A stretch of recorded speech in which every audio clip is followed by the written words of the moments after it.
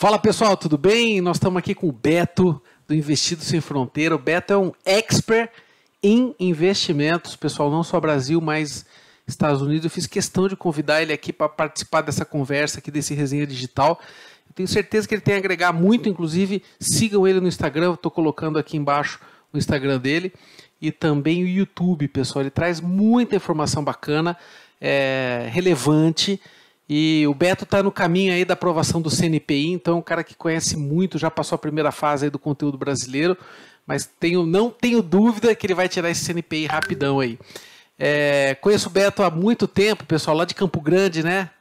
Sou de Campo Grande, então a gente está falando mais do que? Mais de 10 anos, Beto? Pô, mais, né, cara? Mais. Melhor não botar data aí, não, né? E, pô, engenheiro eletricista. Tá certo, né, Beto? Engenheiro eletricista, né, cara? Tá certo, Engenheiro eletricista. E pós-graduação em telecom, até um pouquinho de marketing, eu cheguei também, legal. Parei na metade, cara, bastante estudo aí. Então, assim, é um cara muito dedicado e vai ser um papo muito bom. Beto, sem mais delongas, vamos começar aqui o nosso papo. O que você vê, cara? O que você vê do mercado? O que você está vendo dessa taxa de juros? A Selic deve subir, né? A próxima reunião do Copom, aí os caras devem subir a taxa de juros. Você acha que vai ter uma fuga do mercado? A taxa de juros lá fora também, né, pessoal? Os treasuries de 10 anos, isso afeta muito. E aí, só para botar um pouquinho de contextualização aqui, o que acontece? Aumentando a taxa de juros lá fora, como o pessoal gosta de menos risco, né? A gente tem essa aversão a risco, a tendência é que o dinheiro saia daqui e vá para lá. Se sai daqui, vai ter uma demanda maior por dólar. Demanda maior por dólar, sobe o dólar, o nosso câmbio deprecia mais, ou seja, a gente tem uma subida de dólar. O que você vê, cara? Como que dá para a gente proteger o dinheiro aí?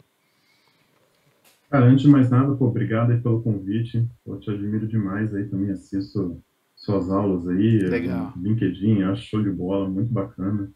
Então, valeu aí mesmo pelo convite. Cara, acho que o mais importante da história é a gente entender onde é que a gente vive. Então, a gente vive num país que é classificado pelo mundo como um país emergente. Então, assim, hoje, o mercado, de uma maneira em geral, ele é muito avesso a incertezas, né? A você ter uma dificuldade de conseguir prever o futuro. Então, a gente mora em um país que a todo momento a gente tem alguma confusão acontecendo, política, econômica. Então, um investidor lá fora, imagina um investidor americano, né, olhando para os países no mundo. Aí ele olha México, ele olha Brasil, Argentina, Tailândia, Malásia. Para ele é tudo menos balaio de gato ali, tudo país emergente. Então, ele começa a procurar aqueles países que são países mais estáveis no meio dessa confusão toda. A gente está olhando aqui o Brasil, que é do jeito que você falou, né? Poxa, fica essa instabilidade. Até ontem a gente teve uma notícia, e mais uma notícia que abala o nosso cenário econômico aí com a decisão do ministro Edson Fachin. Então, tudo isso daí, no nosso dia a dia, só complica o nosso cenário, né? Tanto o nosso cenário internacional, como, inclusive, o nosso cenário nacional.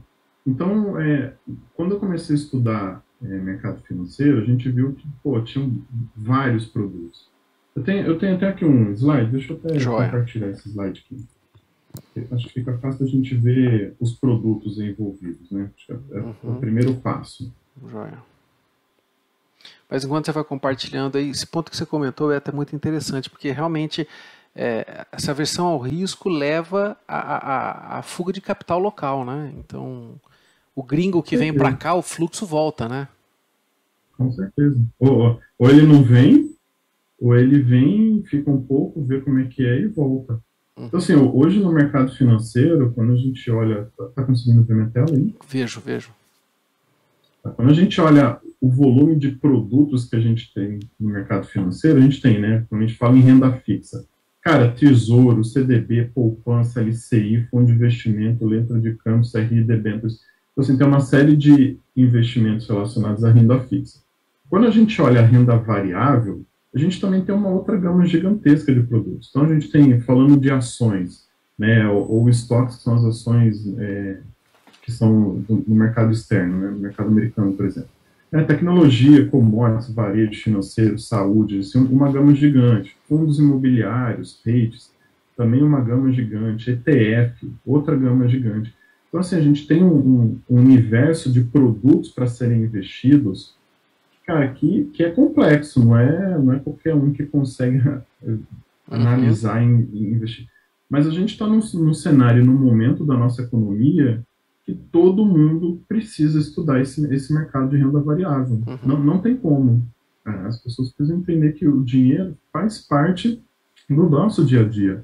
Assim como religião, assim como saúde. Então, do mesmo jeito que a gente lê a Bíblia, que a gente estuda a Bíblia, cara, a gente tem que ler sobre finanças. Eu tenho que pagar conta no final do mês, eu tenho que melhorar a minha renda, eu tenho que melhorar. Eu penso em aposentar, né? Como é que eu vou viver de aposentadoria? Eu vou depender lá do nosso INSS, que pode ser que nem exista lá no futuro, né? Daqui a 20, 30 anos, sei lá que o governo pode decidir. Então, assim, é um caminho que a gente precisa estudar sobre isso, precisa entender o mercado financeiro, não tem muito o que fugir.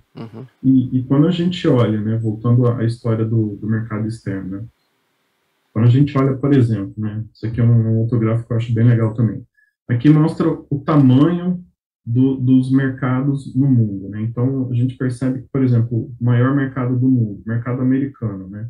Possui aí, se a gente somar todas as empresas listadas nesse mercado, o valor de mercado dessas empresas, a gente está falando mais de 100 trilhões de dólares. Né? E segundo mercado, China, Japão, Índia. Então, a gente percebe aqui, cara, quais são os grandes países e quais são os grandes mercados. Aí você começa a procurar o Brasil, né, cara? Cadê o Brasil aqui nessa estrutura? Tá escondidinho. Cara, o Brasil tá aqui, cara. Ó. Ele representa entre 1 a 2% do mercado global. Então, assim, é pouquíssimo. E aí você pensa assim, poxa, vou investir 100% de tudo aquilo que eu ganho, daquele trabalho suado que eu tive, vou investir nesse país aqui, toda a minha renda, todo o meu capital, tudo aquilo que eu trabalhei durante anos, com essa estabilidade toda econômica. Então, essa é uma pergunta que as pessoas precisam se fazer. Tem uma outra comparação que eu tenho aqui entre os Estados Unidos, a Bolsa Americana e a Bolsa Brasileira. A gente está falando aqui de uma bolsa que tem mais de 220 anos, tem mais de 5.400 empresas listadas. Aí a gente olha a Bolsa Brasileira, 100 anos, 120 anos, 360, agora deve estar um pouquinho mais, né? Teve vários IPOs aí, deve estar na casa dos 400 e pouco. Então, assim, 400 empresas versus mais de 5 mil empresas. Então, assim, é uma discrepância muito grande. Monstruosa. No nosso mercado. Monstruosa. Então, assim, a gente precisa pensar em estudar renda variável, que é o primeiro caminho, que é a tal da diversificação, que todo mundo fala, e a gente precisa pensar em investir fora do Brasil, urgente. Não, e se a gente parar para pensar, né, Beto, eu sei que você vai continuar a tua apresentação aí, mas se a gente for parar para pensar, por exemplo, eu lembro da taxa do câmbio sei lá, a R$2 e pouco em 2014, mais ou menos. Hoje nós estamos, e muita gente falava, tá caro, naquela época, né? Então, se você tivesse comprado lá, você teria dobrado o teu capital, né? De 2,50 para 5 e pouco, mais do que dobrar. Então, assim, só pensando em dólar. Então, isso que você falou... Sem contar a valorização da empresa, sem contar os dividendos que a empresa te pagou. Exatamente. Sem contar nada disso. Exatamente. Ou seja, só de câmbio, né? Só da correção da moeda, você teria uma valorização de 2014 para cá de mais de 100%. Então, assim, é algo gritante mesmo, é o que você falou. E é muito interessante. E conta um pouquinho, como é que está os teus investimentos? Você tem investimento no Brasil? Obviamente você tem nos Estados Unidos. Como é que está mais ou menos essa proporção aí? Como é que você faz isso? Cara, acho que a grande dificuldade nossa é ter uma coisa que eu observo, que acho que até olhando influenciadores, né, hoje tem muita informação na internet, né, tudo. Quando a gente olha muito as pessoas fazendo as regrinhas, né? Faz 25, 25, 25, faz não sei. Eu acho que o desafio nosso é a gente conseguir ter a carteira teórica que a gente tanto deseja, né? O nosso sonho, e a nossa carteira prática, né? Elas são coisas que a gente fica o tempo todo brigando por ela.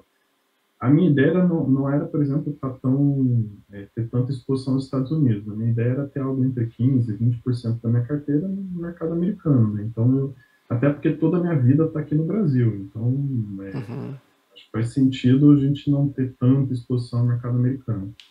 Só que eu comecei nessa linha, só que com essa valorização, tanto das empresas quanto a valorização do dólar, hoje a minha carteira já representa 40% da minha carteira do mercado americano. Então, assim, eu fico me obrigando a até investir mais no Brasil para balancear a carteira, né? Eu gosto muito da técnica de buy and hold, então eu não fico girando carteira, eu não fico vendendo ativo, comprando. Eu compro. Eu não vendo, né? Até hoje eu acho que eu nunca vendi. Então, o que eu faço agora é tentar investir mais no Brasil para dar uma balanceada maior, mas hoje o volume está alto. Legal. Tá em torno de 40%. Legal. Eu acho que uma curiosidade que o pessoal deve estar pensando aqui é o seguinte, como é que você faz o investimento? Eu acho que são duas perguntas que eu vou te fazer, tá? A primeira é, como é que você faz o investimento? Você vai para uma corretora, se tem alguma corretora que você gosta lá fora? Então, qual é a burocracia? Eu já gravei uma vez falando de investimento lá fora, até como proteção mesmo do capital, né? Deixar um pouco exposto em dólar. E falei que tem corretoras que o site está em português, é muito fácil abrir isso aí. Conta um pouquinho, como é que você faz? Olha assim, para investir, eu uso uma corretora, tá? Eu uso a Avenue Securities. Pô, não tô ganhando nada para falar isso dela. Eu uso, gosto. Ela é toda em português, então é bem tranquilo. Fácil para fazer remessa, também, né? É bem tranquilo, você faz a remessa por ela mesma, então eles concentram toda a gestão ali, né? Então eu faço a remessa por ela e faço a aquisição dos ativos por ela. Então, é uma corretora que eu achei bem tranquila, não tive nenhum problema para abrir conta, nada, foi super tranquilo. Então, assim, basicamente ela, cara, não costumo me aventurar em outras, não. Na prática, nem procurei. Quando eu vi que tinha uma corretora no Brasil e logo que ela abriu, acho que ela abriu em novembro de 19, não sei assim. Logo que ela abriu, eu já fui, já dei uma olhada, gostei, vi que estava bem legal. Então, eu acabo investindo por ela. O desafio é achar as empresas, né? Então, assim, o investimento em si fica fácil, né? Tu vai naquela corretora, tá tudo em português, manda o dinheiro por ela e compra os ativos por ela. Então, acho que o maior desafio nosso é achar empresas, né? Nos Estados Unidos, né? Empresa que tá longe do nosso dia a dia, né? Exato. Então, o desafio é justamente esse de encontrar essas empresas. Desculpa. Mas o investimento é por ela, é tranquilo, né? Uma corretora e acabou. E como você mostrou no globinho ali, a gente tá falando de um mercado enorme e de 5 mil tralalá empresas que você colocou ali. Ou seja, aqui no Brasil a gente se perde com 360, 400 empresas, imagina lá com 10, 12 vezes mais empresas. Agora, o que você faz? Assim, como é que você olha? Compartilha um pouquinho da tua técnica de você olha por setor. Puxa, eu vou investir no varejo, eu vou em empresas de tech, financeiro, o que você olha? O que você gosta?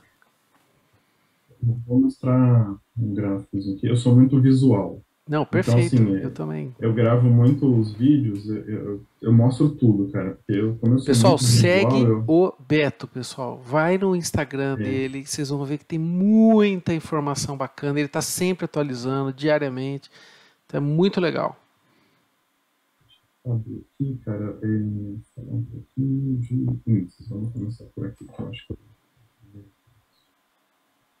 E aquela tal história também, né, Beto? A importância da seriedade, né? Então, por exemplo, você não tem interesse, não tem conflito de interesse. Então, o que você passa ali é a tua visão técnica mesmo, de um cara que trabalha na área financeira, ou seja, certificado, que está correndo atrás, que está investindo em skin in the game, né? Tá botando tua pele no jogo, porque tem muita gente, bota dinheiro ali, mas você coloca seu dinheiro, né? Mas o cara não bota o dinheiro. Então ali você tá com a tua pele no jogo ali. Tô junto. Não recomendo nada, porque eu não posso recomendar nada, mas sim. Não vou também mostrar uma empresa que não faz sentido para mim, né, cara? Claro. Que não tem muito a ver com o meu perfil de investimento. Pessoal, é importante botar esse disclaimer aqui, né? Ou seja, tudo que o Beto mostrar aqui, que eu falar, Isso aqui não é uma recomendação de investimento, isso aqui é simplesmente ele está falando onde ele investe e como ele pensa, o racional dele.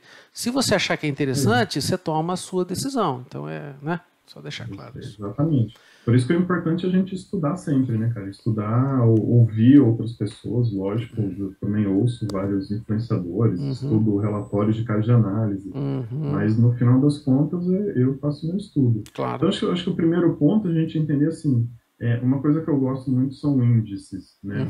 Índice basicamente é um indicador. Hoje em dia, cara, a gente tem índice de muitas coisas. Então, por exemplo, aqui na tela eu estou mostrando índices de tamanho de índice. Acho que não compartilhou ainda, Beto.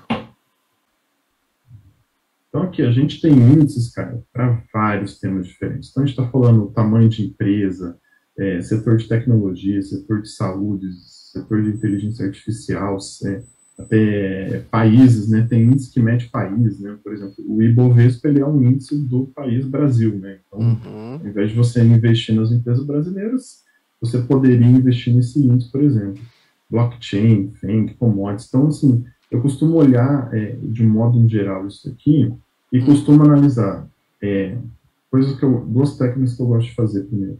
O stock picking, que é aquele investimento nas empresas mesmo, então escolher seleção de empresa 1 a 1, ou em índices de fundos de gestão passiva, né, que é o tal do ETF. Certo. O Ibovespa, de novo, ele é um exemplo de um ETF. Né? Então, ele é um índice que ele acompanha um determinado tema.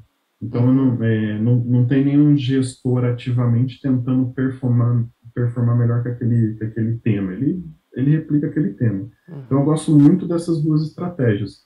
Tenho visto alguma coisa em REITs, né, empresas que são similares, um pouquinho análogo a fundos imobiliários, mas bem menos. Basicamente, eu concentro em analisar empresas e ETFs. E aí, né, a gente tem os 3 principais índices do mercado americano, que é o S&P 500, o Dow Jones e o da Nasdaq. O S&P 500, ele conta com as 500 maiores empresas, tanto na Bolsa de Nova York quanto na Bolsa da Nasdaq. E aí a regrinha a empresa tem que ser norte-americana e tem que ter um valor de mercado de 2,8 bilhões. Aí. Então, são as 500 maiores empresas do mercado americano. Então, esse daqui, ele é um índice, dentro dele tem a lista das 500 empresas.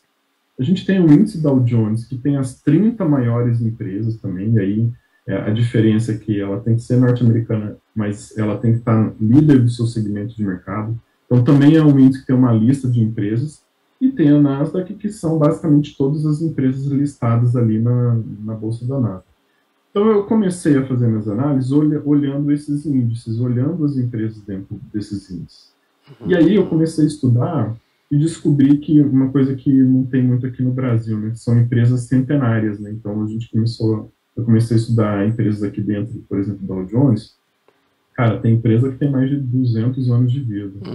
E são empresas que pagam dividendos há mais de 50 anos, de forma consecutiva.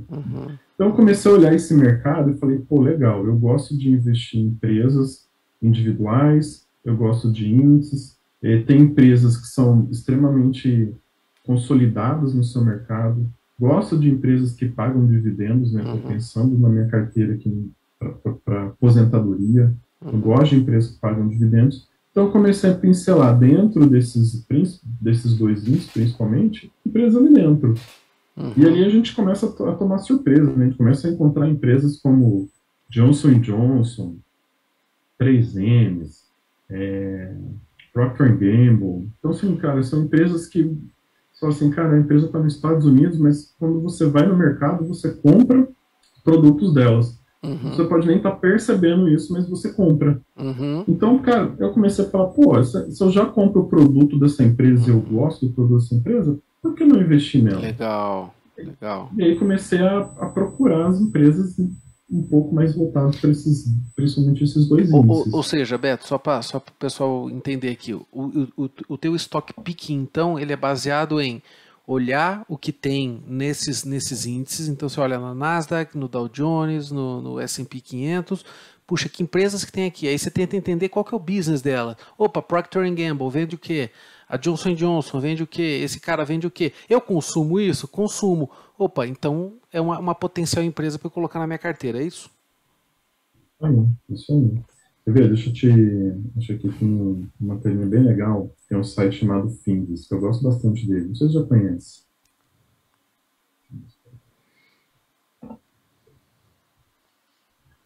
Tá vendo na tela? Uhum, tô vendo. Então, esse aqui é o site que chama Finvis.com. Uhum, Então, ele é um site que mostra, né, já de cara aqui, a performance dos três índices que eu comentei. uhum, E aí eu fico acompanhando esses índices para acompanhar a notícia do dia a dia, ver como é que está o mercado. Então, eu costumo uhum, acompanhar esses índices. Mas, cara, o que eu acho mais legal na hora que você clica nessa tela aqui, a gente quer para essa telinha aqui. Aqui eu tenho algumas visões diferentes, né, mas a que eu mais gosto aqui são uhum, essas duas, o S&P 500 e o de ETFs. uhum, Cara, quando eu olho o S&P 500, eu consigo ter, deixa eu só fechar, eu consigo ter a lista das empresas. Então tá aqui a lista das 500 maiores empresas americanas. Então, fantástico. assim, a gente vê uma discrepância muito grande, né, em valor de mercado, né? O tamanho da caixinha é o valor de mercado da Uhum, empresa. uhum, Então a gente vê que grandes empresas de tecnologia se destacando muito, né? Então Apple, uhum. Microsoft, Google, Facebook, Amazon, Tesla. Então, assim, tem algumas empresas que se destacam, mas, cara, tá aqui um mapa que eu acho que ele é muito visual e é muito tranquilo. E é Ah, quero interessante que é falar do... setorial, né? Bela dica, porque tem healthcare, tem É, indústria, tem utilities, real e estate, tem tudo ali. exatamente. Então, assim, quero ir para healthcare. Tá aqui, Johnson Johnson Uhum, primeira, Pfizer aqui segunda. uhum, Então, você consegue ir olhando esse mapa e já entendendo um pouquinho das empresas. Por exemplo, uhum, cara, setor de banco. Tá aqui, JP Morgan é a primeira. Pô, deixa eu dar uhum, uma estudada nessa empresa. Deixa eu entender quem é JP Morgan, o que uhum, ela faz. E aí é trabalho de investigar mesmo, cara. É pesquisar, é sair procurando o site uhum, relacionado, uhum. é entender como é que funciona essa empresa e ver se vale a pena investir ou não. Então, Roberto, deixa eu te fazer uma pergunta. Você investe em ETFs, por exemplo, assim, QQQQ, ARKK, sabe aqueles fundos passivos? Você joga na mão de um gestor, como a gente tem aqui a Alaska, como a gente tem o Fundo Verde aqui no Brasil, lá fora também tem aqueles caras, aquelas empresas que são gestores de fundo de investimento. Você coloca, lá, essa tela, isso, então, se você vier aqui na telinha e clicar aqui em Exchange Traded que é o Funds, né, que são os ETF. ETFs, Aham. tá aqui o mapa de ETFs, e Uhum, é mesmo o princípio, né? O tamanho da caixa, o valor do fundo, e aí uhum, tem aqui os temas, né? Então, aqui são os ETFs, né? Que replicam, por exemplo, o mercado americano. uhum, Aqui são ETFs que replicam grandes empresas uhum. americanas. Legal. Então, cara, eu vou por aqui também. E Só você que tem coloca um dinheiro aí também, né, nessas ETFs? coloco. Só que Olha. aqui eu faço um pouquinho diferente. Aqui eu pego uma parte da minha carteira que eu classificaria ela como mais arriscada, por exemplo. Então, já que é um índice, eu penso em um segmento que, para mim, é algo que ainda vai crescer muito. Então, por exemplo, mercado chinês. Uhum, Independente da política chinesa, que eu não concordo com a política uhum, chinesa, uhum. né, não, mas o fato é, cara, é a segunda maior potência e está É. crescendo para ser a maior potência. Não tem como escapar, né? Não tem como Não escapar. tem como escapar. É. Então, o que eu faço? Pô, eu vou investir na China. Cara, eu não conheço nada da China. Mas tem um índice que replica o mercado chinês. Ah, é arriscado? É arriscado. Então, eu pego um valor bem pequenininho lá Uhum, da minha carteira e invisto nesse índice. uhum, Né? Índice de robótica. Ah, o uhum, mercado de robótica é o futuro, por exemplo. Então, por exemplo, até para dar os casos, né? Esse FXI, a robótica. Eu gosto desse uhum. tema robótica. Eu acho que é o futuro do mundo. Invisto nesse índice. MCHI é o índice que replica o mercado chinês. Eu tenho esse Invisto nesse também. índice. Então, assim, Eu tô, eu eu pego tô, eu tô também temas. um pouquinho exposto em China. Mercados Então, emergentes tem ali também, né? O VWO. então, ou seja, eu acabo usando isso daqui mais para, como se fosse uma espécie de Guia, coisas né? arriscadas, né? Hum, Coisas arriscadas. Então, eu pego um índice, então, que tende a ser menos arriscado, porque ali dentro daquele índice tem um monte de empresa ali dentro. Então, assim, tem um monte de empresa de robótica dentro do índice da FXI.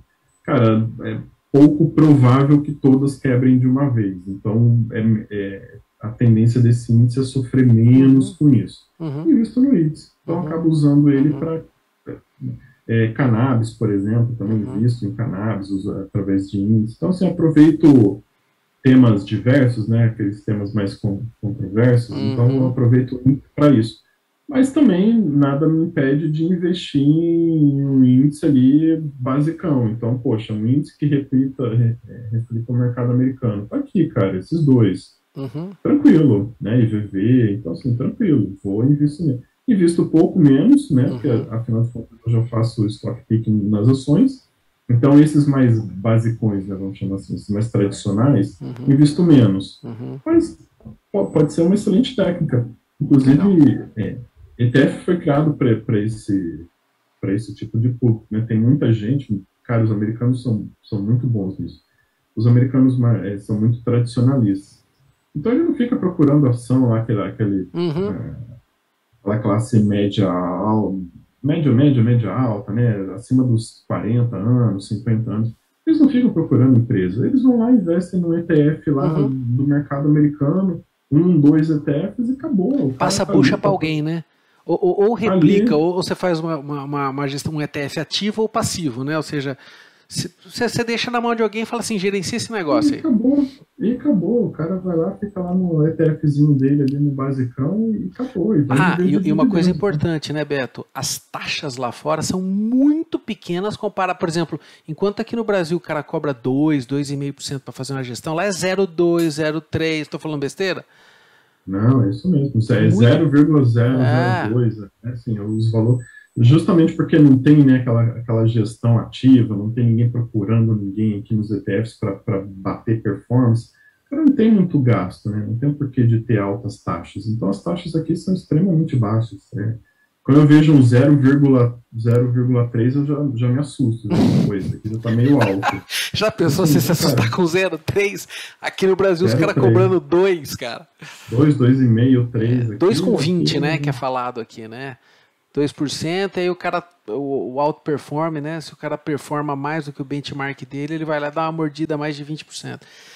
Assim, que você acha? Acho que pra gente... puta, baita aula que você deu, cara. Fantástico. A gente já tá com quase 30, geralmente o nosso resenha é de 15 minutos e tal. Mas assim, super interessante as coisas que você colocou. O que você acha de BDR? Eu tenho as minhas ressalvas, eu gravei um vídeo outro dia desses dizendo o seguinte, eu não gosto... porque ele é muito limitado e os caras dão uma baita de uma mordida aqui. Para quem não sabe, pessoal, BDR é o Brazilian Depositary Receipts. Vou colocar aqui em cima também no card aí o videozinho que eu falei disso. Mas assim, os caras tentam pegar lá fora as empresas que, se você não quiser investir, ele vem, ele traz para cá e te dá um recibo, né? Ou seja, a custódia não está com você, está com os caras, mas você tem aquela ação. O que você acha de BDR? Você gosta, você não gosta? Pelo jeito não, né? Então, como eu já... Os BDRs, eles... foi agora, recentemente, sei lá, tem uns 3, 4 meses que a CVM autorizou aí a utilização de BDRs para o investidor do varejão, né? Ou a gente, né? Então, assim, acabou que, cara, como eu já investia lá fora, aí eu tenho, assim, um BDR da Apple, que eu vou ver lá, o cara cobra 2, 3%, ainda tem a questão do dólar, que o cara ainda aproveita o dólar e ainda ganha um pouquinho. E aí eu já invisto na Apple lá fora direto. É isso aí. Para mim, não fez muito sentido. É isso aí. Então, talvez, assim, alguém que já... O cara nunca investiu no mercado externo, nada, mas o cara, ele quer, sim, ele precisa ter uma carteira dolarizada. O BDR pode ser um caminho, pode. O cara vai lá, já pega a corretora dele lá, escolhe um BDR de uma empresa qualquer, ela já começa a investir, ele já está mais ou menos dolarizando ali a carteira dele, já está começando a olhar um pouquinho para fora. Mas eu acho que com o tempo, conforme as pessoas forem estudando, forem aprendendo um pouquinho mais sobre o mercado de investimento no exterior, que pô, é muito tranquilo, não tem porquê, cara, de investir em BDR. Vai direto, né? Vai direto. Vai direto, é muito tranquilo. Puta, Beto, fantástico, cara. Queria te agradecer muito. Baita aula, show de bola essa nossa conversa, com certeza. Não tenha dúvida que eu vou te chamar para outras conversas aqui, porque eu não tenho dúvida que o pessoal vai gostar muito desse papo, porque você foi muito didático e você mostrou de uma maneira muito simples e direta o que você faz, qual é a tua metodologia. Então eu anotei algumas coisas aqui, basicamente o que você comentou É importante a gente estar exposto lá fora, porque a gente protege.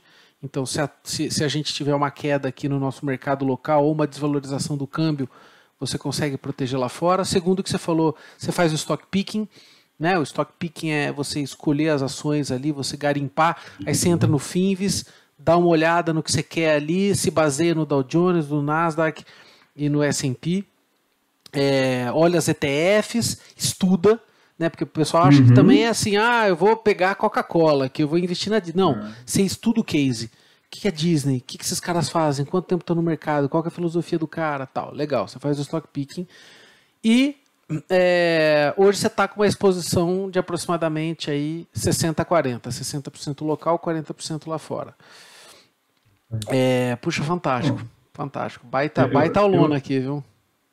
Até provo que eu estudo, né? Eu falo assim, não, os caras estudam, mas não sei se estudam. Nos vídeos que eu faço, quando eu for fazer análise da empresa, a primeira parte do vídeo eu conto a história da empresa. Então, quando ela foi criada, quem iniciou, qual a história dela, não sei o quê, eu conto a historinha dela e depois eu falo dos indicadores, né, econômicos, indicadores financeiros, análise do preço da ação. Então, assim, eu tento contextualizar a empresa, porque às vezes você fala assim, cara, Coca-Cola todo mundo conhece, mas e aí, né? Quem é a Coca-Cola? Ela tá onde? Ela foi criada quando? Que produto que ela tem, né? Como é que é? Então, assim, eu faço esse entendimento da empresa, que é o principal, né? Assim, deixa eu conhecer a empresa primeiro. Eu acho que acaba que meus vídeos, como eu já fiz esse estudo, eu vou lá, gravo um vídeo, compartilho com todo mundo aí, pra gente crescendo junto, né, mesmo, o que você falou mesmo, porque quando você fala de Coca-Cola, o que vem na cabeça do cara? A Coca-Cola. O produto Coca-Cola. Só que o cara não imagina a gama de produto que tem no portfólio. Maior. É enorme. É muito maior. É gigante. Então, é gigante. Então, assim, aí você olha aquele volume de produtos e fala, caramba. Você olha a empresa tem mais de 100 países diferentes. Fala, caramba, não é só aqui no Brasil e nos Estados Unidos. Não é mais de 100 países. Então, assim, você começa a entender, né, as empresas, cara, você vira sócio dela, né? Acho que esse é o grande objetivo quando você faz o buy and hold. Você vira sócio da empresa. Então, eu vou lá, estudo a empresa, vejo quem é, olho o corpo de diretores, vou ver a história. Os Estados Unidos, ele é bem mais avançado nessa parte de governança corporativa, né? Então, os relatórios que eles emitem, vem lá, mostra o cara desde quando que ele é o diretor, desde quando ele é o CEO, qual é a tendência dele. Então, ele te dá um raio-x de quem está no comando da empresa. E você olha essas empresas mais tradicionais, cara, são caras que estão ali no controle há 20, 30 anos. Então, o cara é com mais de 60 anos. Então, assim, essas empresas mais consistentes, né, é um mercado, entre aspas, muito tranquilo, né? Porque apesar de fazer os disclaimers importantes, né? Apesar de ser renda variável, é renda variável. Então, assim, o fato da empresa pagar dividendos há 50 anos não quer dizer que ela vai pagar dividendos amanhã, né? Pode ser qualquer coisa. Mas, cara, é um nível de consistência tão grande que não tem o porquê de não investir. Né? Eu vou investir em... Aí eu fico olhando, vou investir em Petrobras, aí eu olho aquele tanto de confusão acontecendo, Vale, com Brumadinho. É isso aí mesmo, cara. É complicado. Às vezes é até difícil. É difícil.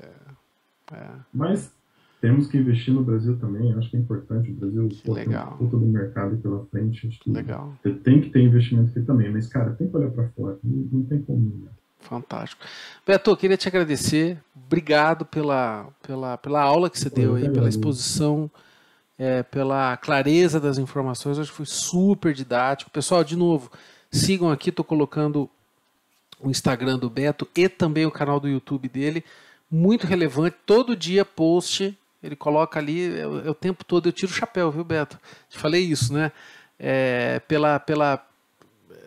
Pelo teu estudo, né? Ou seja, lê muito, peneira as informações e dá as informações já esmiuçadas, né? Ou seja, para quem te segue, a pessoa consegue entender o que está acontecendo. Você faz até eu falo que você faz um call matinal, né? Que não deixa de ser, ou seja, você coloca lá, sei lá, Nasdaq subindo, ou seja, você dá até um cheirinho aí do que pode acontecer no mercado, né? O que está acontecendo nas bolsas lá fora antes de abrir a nossa aqui. Mas é isso aí, Beto. Obrigado pelo teu tempo aí. Cara, eu que agradeço. Pô, show de bola. Gostei muito. E a próxima é ao contrário, hein? Próxima é no meu canal lá. Vamos falar mais. Valeu, pessoal. Legal. Um abraço. Valeu, obrigado. Um abraço, pessoal. Até mais.